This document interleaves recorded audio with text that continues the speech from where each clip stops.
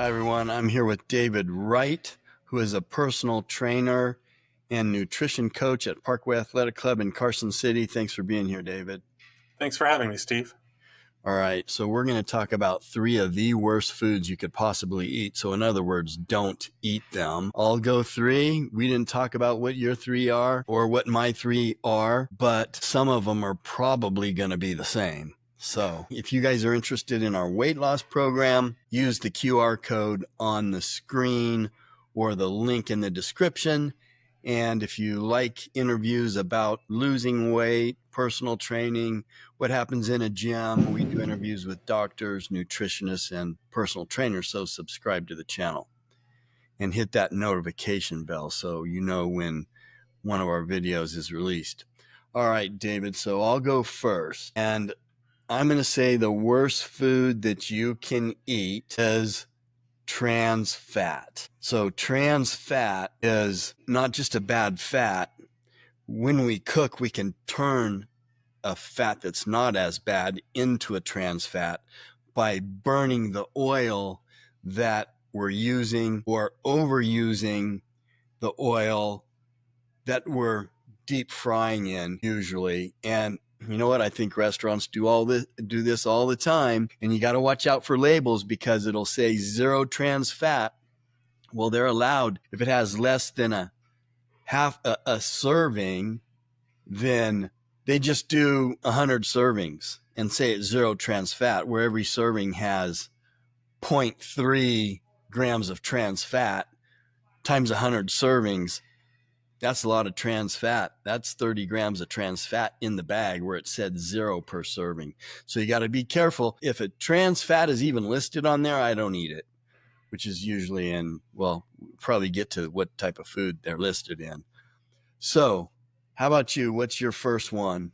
So one of the ones that comes to mind for me right away is because it's such a popular thing, like a lot of them are that are in my head. But I'm gonna go with basically any type of bread that you can buy really at the grocery store. White bread, multi-grain, all these fancy things that look like they're healthy. They have these great packaging that makes them look natural, yada yada yada.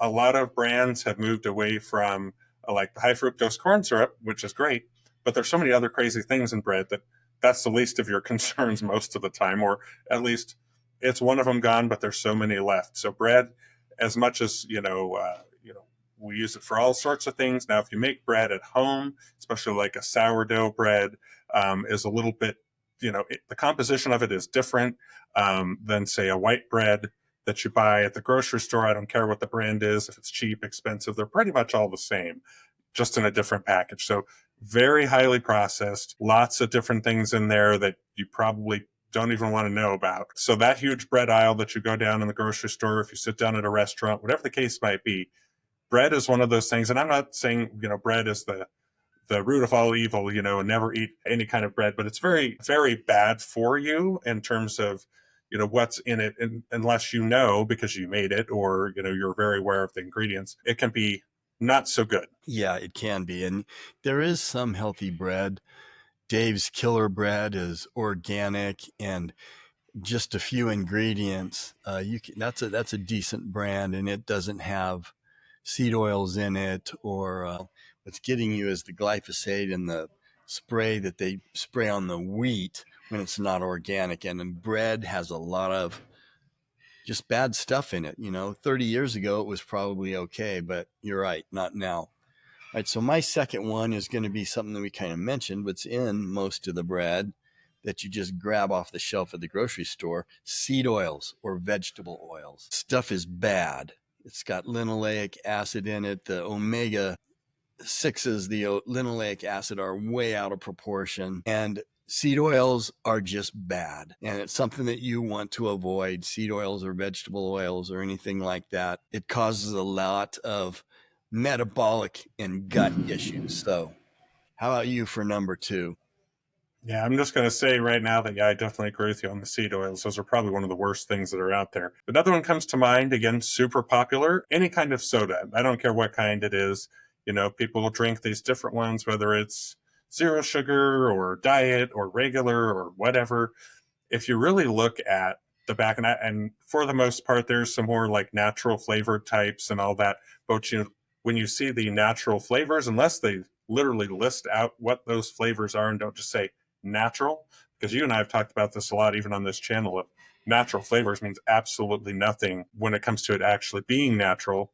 There's a lot of ways, government regulatory wise, that they can say that if it only has certain ingredients, but that doesn't mean they're natural and you want to drink them, eat them, whatnot. So sodas are huge. Number one, obviously the non-diet ones are filled with sugar, like 50 grams of sugar. I mean, that's a ton of sugar. If you drink one, two, however many a day, it's a ton of sugar. So problem number one. But then you've got diet and zero sugar, which of course take out the sugar, but throw in a whole bunch of other stuff, artificial sweeteners being one of them, which are never usually a good idea at any point, because they're not real. So when we talk about, especially on this channel, real food, whole food, drink is the same, like water. I mean, iced tea, that's real iced tea. These types of things that you can drink that aren't harmful to you. But like a soda, I mean, that's one of the biggest things when I talk to my clients. What are you drinking? And they say soda. I'm like, okay, let's flag that. Let's get rid of that first. It's a lot of calories. It's empty calories, and it's just not good for you.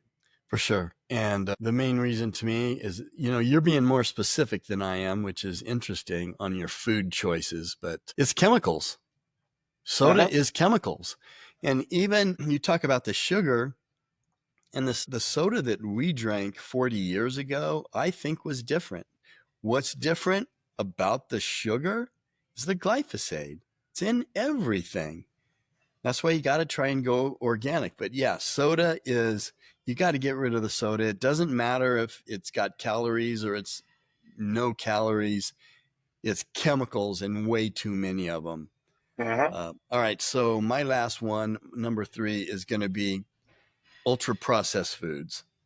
And that's, again, I'm being more general than you are. I'm sure you got another specific one, but that's something in a box or a package that you usually buy from the middle aisles of a grocery store, because that's going to have your trans fats and your seed oils in it with a bunch of other chemicals like you find in your soda.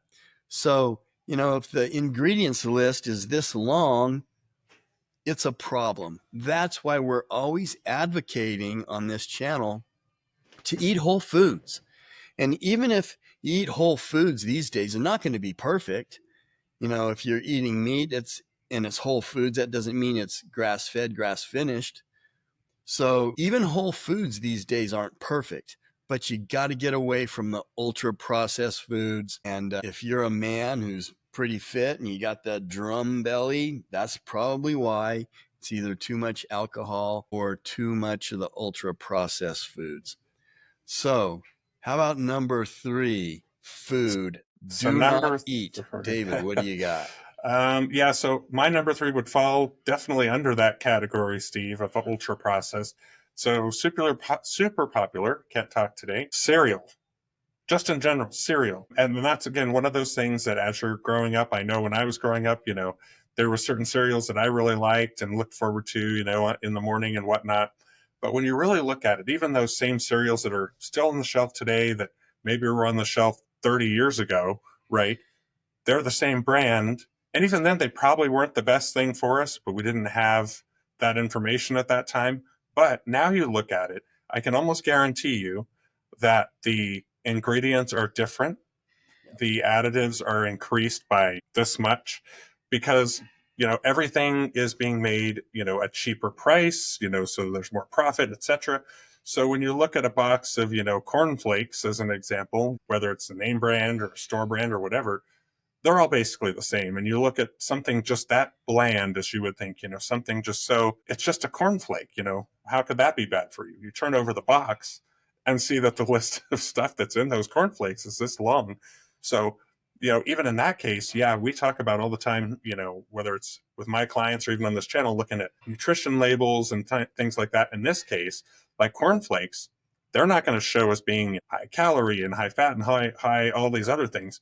That's not the only thing to look for, as we're talking about here. There's so many ingredients in these But foods. David, it's heart That's healthy. Yeah, yeah. There are some of those that say, oh, it's heart healthy and yada yada yada, and that's because they've met some strange criteria that allows them to slap this label on it, right? But in all reality, you look at the stuff and you go, wait, how does red dye number whatever, or these weird ingredients, caramel color? I mean, what is that? That's a chemical. So we're talking a lot about chemicals. So these cereals for me, I mean, yes, they're bright boxes, and when you talk about those middle aisles at the grocery store, some of the you know more healthy-ish type of cereals that aren't quite as popular, and maybe they have a lot less ingredients, and maybe they're organic and things like that, they're on the top, or they're on the bottom, or they're on the way in that people don't visit. Those bright colored boxes with sugar galore and chemicals galore on top of the sugar. So sugar's just one concern. But you see those right where your vision is, and that's on purpose. That's a whole nother video about marketing. But that's one of those things that easier it is for you to find pretty much, the less you probably want to buy it, to be honest with you. For sure. So, David, if people want to follow you on social media, you're getting ready for a physique competition again. This is what? How many have you done? So this will be number 10. Wow. Okay, so if people want to follow you, find out what you're doing, more about you, how do they do that on social media? So they can look me up on Instagram at davidwright_fitness, and also on Instagram at Wright Fitness Training as well, for more of a personal training side of things. All right, David, thanks for being here. Thanks, Steve.